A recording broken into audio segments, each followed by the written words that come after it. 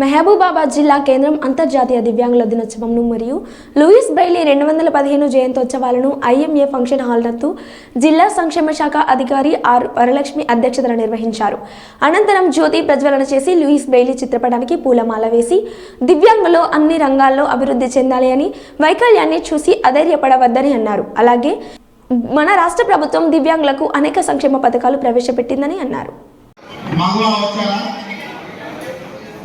మగువ software విభాగంలో మగువ మీకు సదుపాయాలు ఉన్నాయో ఆ సదుపాయాలన్నీ మీకు చేరవేసే విధంగా మేడం గారు ప్రయత్నిస్తున్నందుకు మేడం గారికి శుభాకాంక్షలు, అభినందనలు.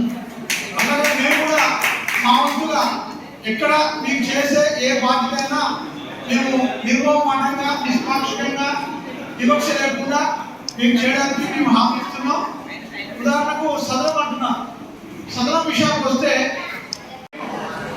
మీరందరూ అర్థం చేసుకొని మీ యొక్క సదుపాయాలు మీకు వచ్చే విధంగా మీరు అడగవచ్చు, మేము చేయాలి.